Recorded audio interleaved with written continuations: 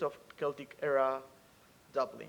A summer fueled by alcohol, drugs, sex, and above all, existential crisis, a topic that I think we will be addressing later on in the interview and Q&A.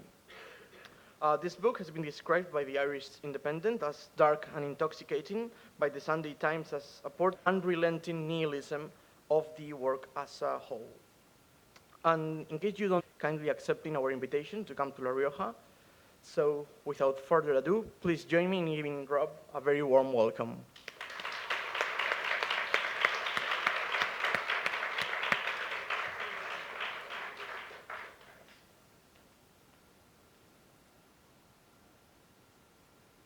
Participants too. I've attended. This was perfect. I thought, wow, what a great idea.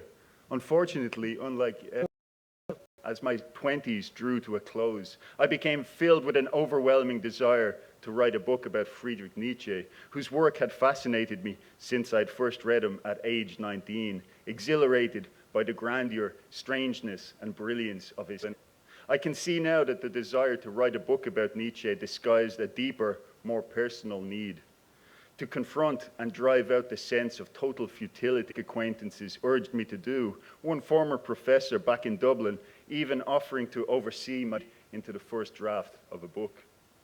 It was not, however, possible for Natasha and me to leave London immediately. It would take us, Natasha calculated, and I had believed throughout my teens and 20s that though I had spent my life doing little apart from reading, doing little so that I could read, it struck me as a wild presumption and madness to begin writing a book on Nietzsche without having read in their entirety certain other 19th century authors who, although having no direct bearing on Nietzsche, nonetheless constituted the deep background for any serious intellectual endeavor later on. I knew I was doing it even then, and I persisted in doing it. My mounting anxiety brought with it Natasha needed suddenly to return to Russia because her mother had fallen ill. Although I had never met Natasha's family, I knew they regarded me as a half-mad and wholly malign in her time away. Natasha had never done anything to warrant this latter suspicion. My insecurities, in truth, stemmed from an infidelity of my own, committed during the vaguely defined beginning of our relationship when the parameters had not yet been clearly established, or so I had told myself. Even now, 4 years on, I worried about the slow, secret evolution of this betrayal in Natasha's innermost heart and thoughts, despite her claim to have forgiven me as he pilots slamming into an iceberg. In the grip of these thoughts, while traversing the heath for perhaps the 9th or 10th time, as the sunny afternoon gave way to an overcast and chilly evening, I found myself reflecting on my first encounter with Nietzsche more than a decade earlier. I had discovered Nietzsche's work in a cubicle in the men's toilets in the Dublin Mail Centre, a colossal grey building in a business park in Clondalkin, where I worked for 3 awful years, starting when I was 19, a period when I was dangerously depressed, impervious to all but the most experimental of medications. I hated the place, hated the people, hated myself for being there. The DMC felt to me like a concentration camp or a prison colony out of dystopian science fiction. The incessant noise of the mail sorting machines made conversation impossible, which was just as well, considering that the workers who had manned the machines for years and decades were such mindless, half-demented cretins. Bitter and resentful of everything, I calculated that for at least an hour during each of my 4-hour shifts, I could remove myself unnoticed from the workstations and hide in the toilets where I was able to read. Reading, I felt, would partly justify my having to be in that horrible building, giving my time to those wretched machines and their wretched human overseers. With the machines screaming outside the toilet doors, I settled in and began reading Nietzsche. I got through The Antichrist, Human All Too Human, Twilight of the Idols, On the Genealogy of Morals, and half of Thus Spoke Zarathustra over a period of several months. I should have quit the place, but the psychoanalyst I was seeing advised against making any major changes in my outward life, especially ones that would feed into what he saw as my dominant, dangerous tendency, withdrawing from human society into solitude, into silence, into stinking toilet cubicles. As I paced across the heath, I grew more certain that the only hope I had of writing something honest, vital, and true about Nietzsche lay in attacking the project in a more personal, urgent, even autobiographical manner, to write in blood, in Nietzsche's own words. Perhaps, I thought, I should even write about that vile inch in the cauldron of depravity and hate underlying Christian slave morality. The filthy toilet was Christian morality itself, it seemed to me, then tramping across the heath. I returned to the flat late that evening, greatly relieved, with the sense I had finally discovered a way in to my project. I resolved that as soon as I left London and began my travels in Europe, I would begin writing in blood. I slept soundly that night for what felt like the first time in months. At this point, just when it was most crucial for me to save money so that I could get away from the wretched Hampstead flat, which had begun to feel like a tomb, or like the inside of my own skull, the philosophy tutoring work I had been relying on inexplicably dried up. Alarmed, I emailed the tutoring agency, but my queries went unanswered. I called the office, but everyone I spoke to was vague and evasive, suggesting that responsibility lay elsewhere. The suspicion grew in me that this sudden, drastic diminishment in my employment was related to a regrettable and worthless story of mine, which had been published a couple of years previously in a scarcely credible online literary journal, so-called.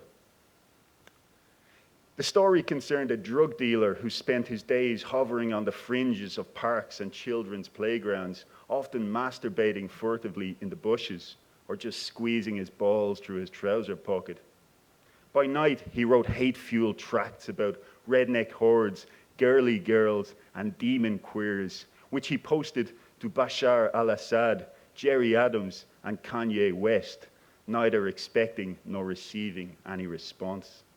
In what I had considered a daring postmodern flourish, I named this hateful and charmless character after myself, though he had nothing in common with me beyond an addiction to salt and vinegar Pringles and an uncontrollable twitch in his left eye.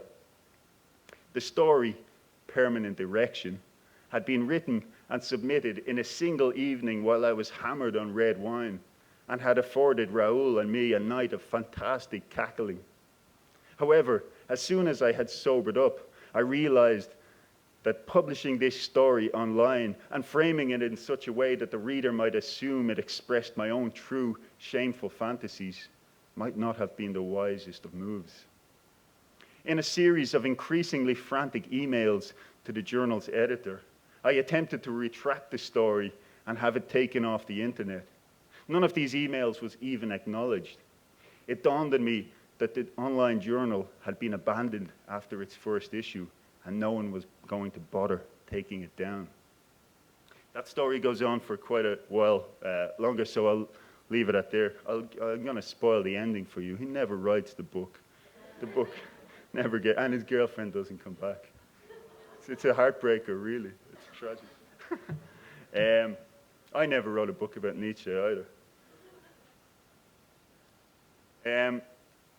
Now, so I thought I would also give a reading from Here Are the Young Men, which is my first book, my first novel, which was published 3 years ago in 2014. It's the first time in a while that I've read from this book, and I think I'm going to read a section which I've never read before, so uncharted territories, as it were.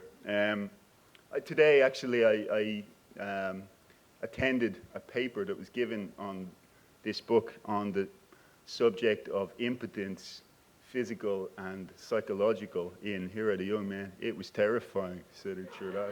I could tell you. I'll be having a nightmare. I'll be seeing a psychoanalyst about that someday. Anyway, I'm going to read from about 2/3 of the way through the book, so let me fill in the background a little bit. The narrator, Matthew, is a young guy. He's about 17 or 18 years of age. He's just finished his leaving cert, which is, the end of secondary school in Ireland. And he and his mates have basically they're not really active citizens. They're not really interested in anything apart from getting screwed up on drugs and drink and kind of getting off their heads for days on end. Matthew has just had a very humiliating breakup with this girl who he's been kind of quite secretly in love with for quite a long time, and it's all gone to hell. And so as a way, you know, as men will do, maybe women too, he's decided that the best way to face up to his emotional problems is to go out and get completely wrecked for about 4 days on end. So where I'm going to read from is about 2 days into this sleepless binge of, you know, a variety of drugs and stuff. He's with his much older friend, Skag, who's an old Dublin punk. Anyone who's been to Dublin has probably seen these characters. You know, they've looked the same way for the last 30 years, and they've got the tattoos, and they've got the badges and the leather coats. And so this guy is much older, and he's a bit of a drug dealer, a bit of a dodgy character, but Matthew, feeling particularly nihilistic and pissed off, has been hanging around with him and maybe getting in over his head.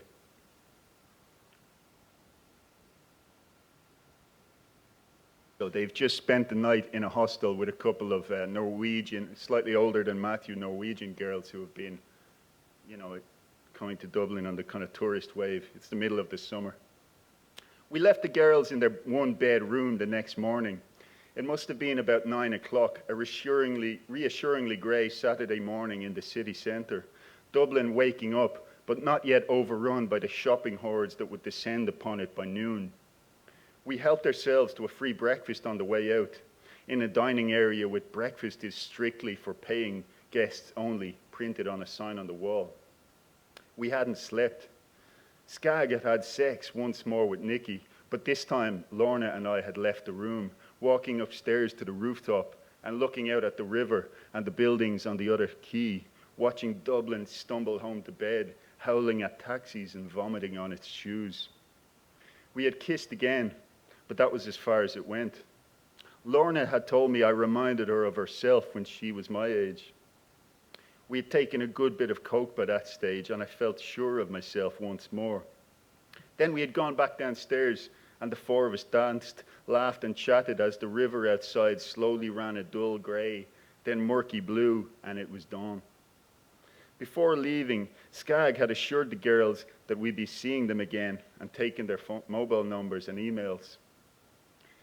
We stepped out on the street after breakfast, our dilated pupils stabbed by the sudden glare. Skag looked up and down the quiet street. "Sleep is for pedophiles," he said softly. "Where to?" I asked, energized by the cool morning air. "Fancy another schniffle," he said, clapping his hands together vigorously, as if he just stepped out after a good night's sleep. "I'm all right for now," I said. "I'm still high as fuck." But as soon as I said this, I felt not quite as high as I had been. Coming down, I remembered Jen, the scene in her room, the humiliation. Getting with Lorna had helped, but the pain was still there. Actually, now that you say it, I wouldn't mind another whack. "Come on over to the boardwalk." We crossed the Halfpenny Bridge and sat on the bench on the wooden river walkway. A junkie staggered along and was about to pester us for smokes or money, but Skag shot him a look and he kept going. Then Skag took out the coke he had siphoned off the girl's purchase. He produced a key, put a little heap on the end and held it up to his nose to snort. Puntitos, they called them in South America. That's how they do it over in Bolivia, he said, after he had taken the hit. He sorted one out for me, and I sniffed it up. He looked at me and laughed. "We are all in the gutter, Matthew, but some of us are smoking crack." Watching a pigeon on a handrail a while later, he said, "So tell us about this bird you were seeing." There's not much to it," I said. I told him about Jen, how I'd liked her for years, but it was wrecked already. "Yeah, I used to get like that about women," he said. "Not anymore. There's no point. Listen, the whole aim of a woman's existence is to get impregnated when it comes down to it. Seriously, I like them for their bodies, but that's about it. Psychologically, I'm a total faggot." "I suppose," I said. "Some of them can be nice, though." I remember a girlfriend I had once, he said. We were together for a couple of years and she started getting hysterical for me to inseminate her. She said it was the next logical step in our relationship. Jesus fucking Christ, the next logical step.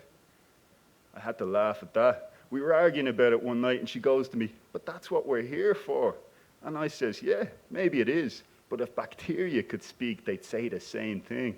And that was the end of us. He chuckled at the memory, untroubled by remorse. We sat and watched the oily drift of the river for a spell. Early house, he said, okay. We got a few pints into us in a dim pub called the Bald Goat, drinking amidst the usual haggard old bastards, surly alcoholics, and darts players. Skag had gotten an Irish Times from the bar, and after 4 pints or so, he said, look, Matteo, the Festival of World Culture is on out in Dunleary. Will you head out just for the crack? I said I was up for it. I texted Cocker to see if he'd come too. The reply came seconds later. He'd meet us in there in an hour. We finished our pints of Guinness. Then Skag rolled a spliff and we headed out into the fully awakened city. Along the coast of Dunleary, the train was crammed full of young people heading to the festival. Within minutes of boarding the train, Skag had commanded the attention and allegiance of the entire carriage. He held court for the whole journey, throwing out one-liners about fellow passengers, randomers outside the windows, and the parts of Dublin we chugged past on our way. Skag! The roar came from the back of the carriage. I jerked my head around, expecting confrontation. But it was a friend, one of Skag's punk and junk companions from the 80s, the decade when, as he had told me earlier, everyone was poor as fucking on the dole, but we all had a great time. The city wasn't stuck up its own arse back then. The wrinkled, leathery punk shoved his way from the back of the carriage to step into Skag's court, where some Italian lads with dreadlocks had gathered to skin up and be entertained by his banter. How are you, Dowdall? Said Skag. Jesus, it's been a while. I thought you were dead. I am dead. I'm dead inside. Dowdall cackled at his own slurred wit and cracked open a can of Devil's Bit. He had a nose ring and his dirty grey blonde hair was spiked up with grease. There were metal studs on his leather jacket and damned Clash and Paranoid Vision badges sewn in drunken swerves along the arms. He looked ridiculous, a farce of all that punk once was. This is me mate Matthew, said Skag, slapping me on the shoulder. How are you? Grunted Dowdall with complete disinterest. Dowdall here used to play bass with Mickey in the Master Race, Skag informed me. All right, yeah, I said, acting impressed, even though I'd never heard of him. Here now, not to mention 3 years and 2 albums with footnotes to Plato, and a tour of Slovenia with abject phallus, said Dowdall, wagging his finger like a schoolteacher.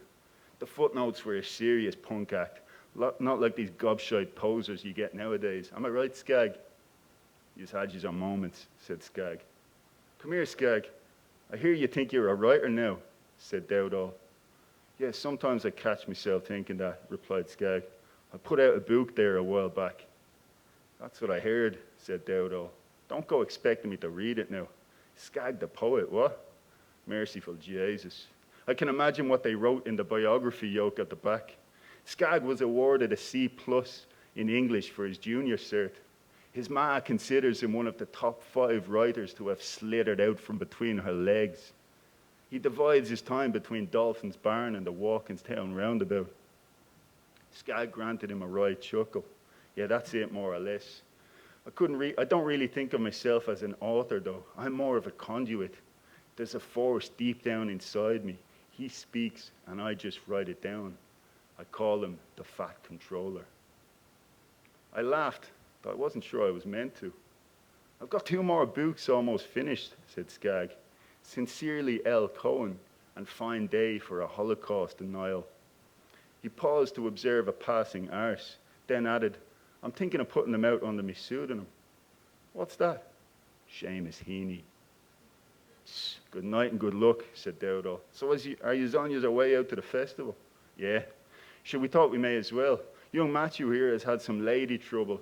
His tender young heart is in danger of being broken, so I'm taking him under my wing for a bit of a blowout to cheer him up. Yourself? Yeah, I'm going out. I couldn't give a fuck about the festival, but there's a bird out there I have to see.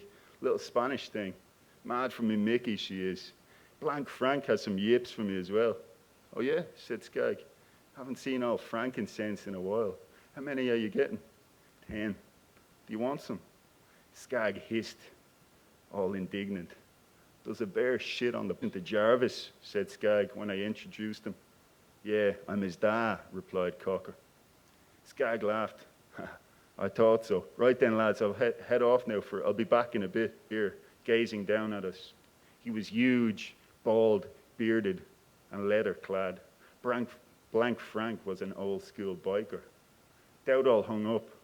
We've got to go. Amos and Blank Frank sat down around a low wooden table on one side of the huge room and stand some over there hugging us our beers. We shuffled over, smiling awkwardly, and sat down with them. Now Frank was slamming his massive paw on the table and saying, Dowdall, did I ever tell you about the time me and Seamus here got caught with 500 yokes outside the point when Orbital were playing? No, what happened? Did you get arrested? No, hang on, I'll tell you. We're just outside the entrance, about to get in past the security. The plan was to sell the yokes inside, and suddenly this plainclothes cunt comes out of nowhere. I've still no idea how he knew he had the stuff, but he grabs hold of Seamus' shoulder and he starts screaming into his walkie-talkie, and he's obviously calling the lads for reinforcements. And while your man has his hand there, Seamus just looks at me for a moment, and then he turns around. Remember that time we dropped a fuckload of acid and went to see Blade in the big Cineplex on Parnell Street? Do you remember that? Fucking right I do, said Frank the fuck. Or at least I remember coming to my senses in the cell the next morning. Fucking hell. Seamus, with the false starts, he managed to get a few sentences out to deliver the anecdote. We'd taken a whole sheet between the two of us, and we were just getting into the film, which is total shite, by the way. And Frank was gone dead quiet, just fucking engrossed in the film, or so I thought. And then, completely all of a sudden, like, he starts screaming his head off, just fucking screaming like some mental or this mad, high-pitched fucking noise. It was like he was on fire or something, some mad fucking animal. He had his hand all laughing by now. After a while, Seamus controlled him. He did, he knocked the bollocks out of you, Frank. He had to, he fucking had to. You looked like you were a total fucking psychopath. Every fucker there was shitting themselves. They thought you were going to kill someone. It's a miracle I didn't. Whirling all them glass bottles across the gaff like that, said Frank wistfully, eyes wet from laughing. What did the police do? I asked. Not a fucking thing. I was able to convince them that I was off me trolley, and therefore my actions were beyond my control. It wasn't that hard to do. Only a fucking genuine nutjob would do something like that. That's how that this autumn, I think late September, there will be a book published, which I've been editing over the last couple of years. There's a publisher, an international publisher called the Dalkey Archive, which Jonathan mentioned at the beginning. Some of you may know. For years, they've done a marvelous job of publishing, let's say, experimental literature from around the world, be it fiction, non-fiction, poetry, anything. Much of it in translation, much of it some of it in English. You know, they've got Korean, they've got Asian series, they've got South America, you name it. Anyway, this publisher decided to put together an anthology of Irish literature, which I think will be the first ever of the many anthologies that have been put out of Irish literature. This will be the first one that celebrates and focuses exclusively on what we might call the experimental strain in Irish literature, the experimental tradition in Irish literature. This is something that I feel quite strongly about as a reader, as well as a writer. I think that it's almost like there are two parallel traditions in Irish literature.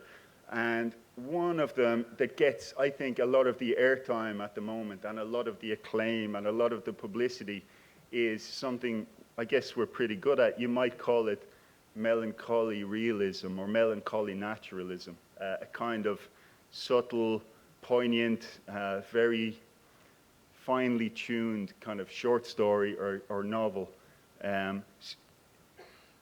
which has kind of risen to predominance, so that you might think people might think that Irish literature is kind of synonymous with that. And indeed, some of our greatest writers have, in the past and in the present, written in that tradition of, let's call it, melancholy realism. And there's some amazing books have been written of experimentalism, playfulness. We tend to kind of rave about how great these authors were, while in a sense ignoring their the vast possibilities they've opened up for literature. And so it seems to me that there is a space to talk about and to focus on this tradition again of, again, the experimental tradition in Irish literature. Great first novel, At Swim, Two Birds. He wrote the first international review of it, and he said something like, I have traversed many linguistic labyrinths, but none have been more complex than this novel by the Irishman, Flann O'Brien. I was trying to be conscious of including, you know, as many women as men. It was not so easy to find women who were writing this kind of thing 200 years ago. You know, there were exceptions. George Egerton is one. There were a couple of exceptions.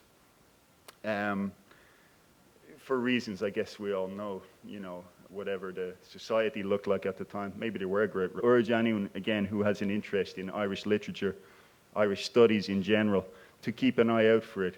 I think, I'm quite proud of it. I think it will really open up a conversation about, again, an incredibly rich and internationally... Our delegates will have lots of questions for you, but I think I will begin with a couple of ones myself in order to break the ice.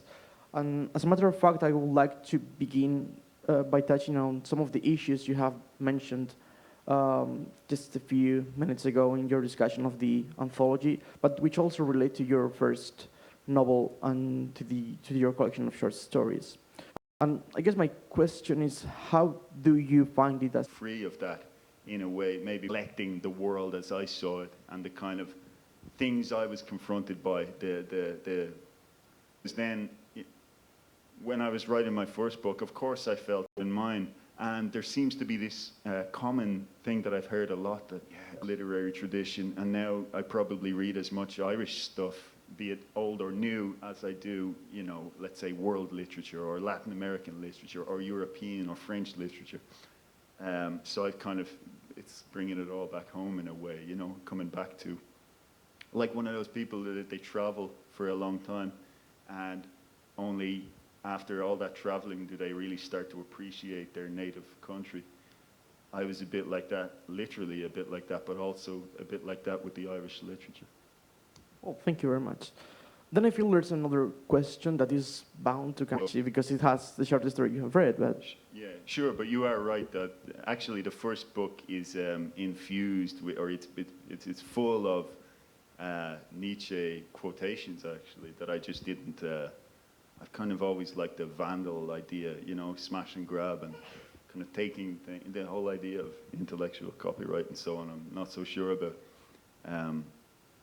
So both books are full of Nietzsche. I often feel a little bit uncomfortable when I talk about the relationship of this, you know, 19th century, quite intense German philosopher, Nietzsche, to my work, because I think it might give the mistaken impression that my work is intensely cerebral and it's very maybe alienatingly philosophical, and I really don't think it is. I think like the stuff I write about tends to be the blood and guts of life, and longing and fear and loneliness and madness and love and sex and all of that stuff, you know, the blood and the guts of life. However, it is true that of the many authors I've had intense personal relationships with, as anyone who reads or writes does, Nietzsche has been a long-standing fascination, profound fascination. Still now, I mean, I think it's kind of amazing that he ever even existed. So improbable, so startling, a visionary. And I suppose when I maybe other people had the same experience with different authors, but when I fell for Nietzsche stuff when I was younger, I fell hard. and, you know, I guess spent years in a state of shock and exaltation, seeing the world and seeing human life through a kind of Nietzschean prism. He turns all the values that I was brought up to live by on their head. So it's a seismic event, or it was for me anyway, to stumble upon this genius philosopher who had kind of foreseen, 100 years ago, had foreseen the entire kind of modern trauma, prophetically almost, and who went so deep into shocking areas of speculation and truth and vision that nobody had even touched upon before. So it just became inevitable, really, that as I wrote my first couple of books, that would be in the background. It is very much in the background, his thought. He has obviously a quite stark and frightening and heroic vision of human destiny and the cosmos and so on, and pitiless views about morality, all very scary stuff. So when you come from the kind of background that I come from, which is not like that, you know, I come from a Catholic, working class, Irish, you know, suburban background where there's a very firm, fixed moral universe and life is peachy and so on. When you kind of go off the deep end, personally, as you know, I did, as a lot of the characters I write about go off the deep end in terms of madness and drug abuse and, you know, deviant psychology and so on. And then you confront this kind of philosophical vision of, you know, the world hurtling through an empty abyss and all the ramifications of that. And I guess my question is whether you somehow... Dublin, a ferry that many Irishmen returning from England have taken.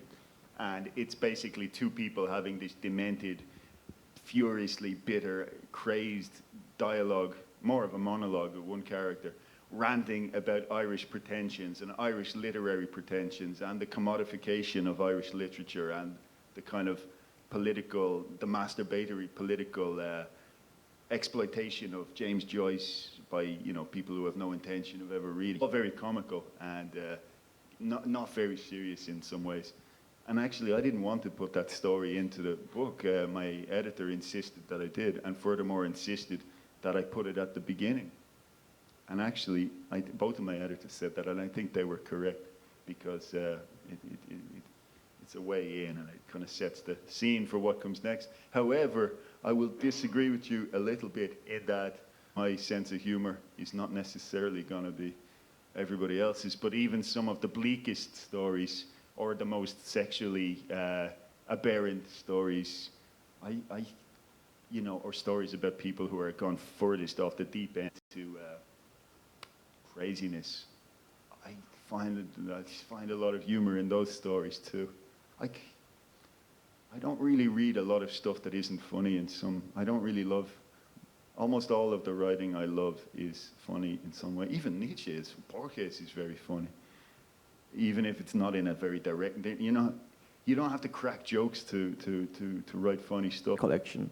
So many thanks for this. We're running a bit late, but I think at this stage of the session, we should let our audience have their say, because I'm sure many of you have questions for Rob, especially after one of the papers this morning focusing on... Where to start? I suppose, actually, as the paper you gave today, I thought so excellently brought out. This is very much a novel about young men and at times dreadful, at times unbearable pressures they have on them to live up to a certain view of masculinity, a certain sense of what it is to be a man, which can often be brutal, unrealistic, pornographic, etc. And it's about the many reactions that come out of that, be it all of the kind of sexual malfunctions, problems, the funny stuff. I think I wrote about stuff that was incredibly painful or difficult,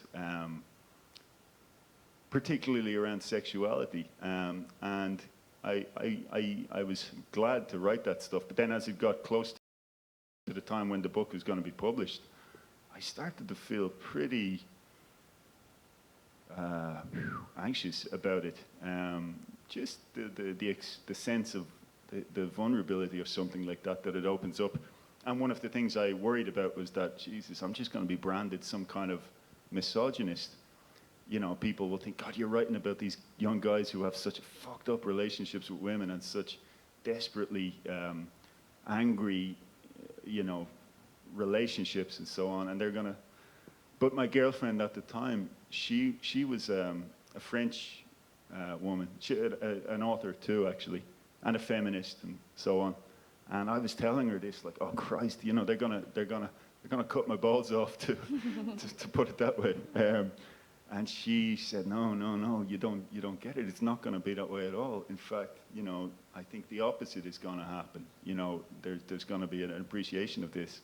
And true enough, when the book came out, it did have a certain critical impact, which was delightful, obviously. But thus far, I've written more about men than I have about women because, sadly, I don't understand. Particularly now, he's certainly... I don't really read him anymore literarily, so that would still be going on. But as a writer, he doesn't really enter my kind of frame of perceptions at the moment, you know. But he would have done earlier on, yeah. Thank you. So a helpful writer, yeah.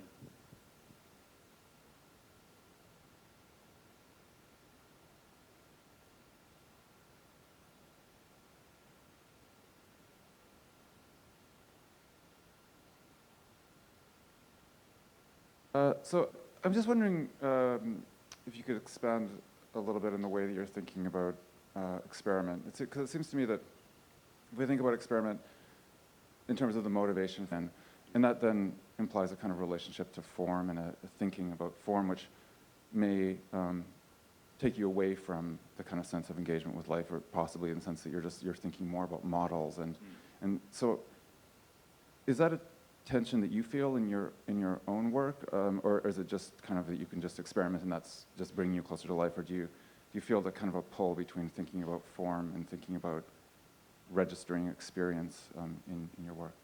Yeah, I mean, it's a good question, but I probably should have made the disclaimer earlier. Experimental writing is a phrase that I use kind of begrudgingly, let's say. It's not a phrase I ever feel comfortable with because, to me, I use it as shorthand for something, and because there's kind of no handier phrase for it. But to me, even, it has connotations of stuff that I have no real sympathy for or no real interest in. Again, a kind of dry, cerebral, formalistic approach to literature. I'm not interested. What I talk about when I talk about experimental writing is more something that's any number of authors. So, on behalf of the organizing committee, I would like to thank you once again for... we are going to visit now the museum, and we're going to split into two groups because apparently we are too many people. So one group will be of Spanish speakers and the other one of English ones. What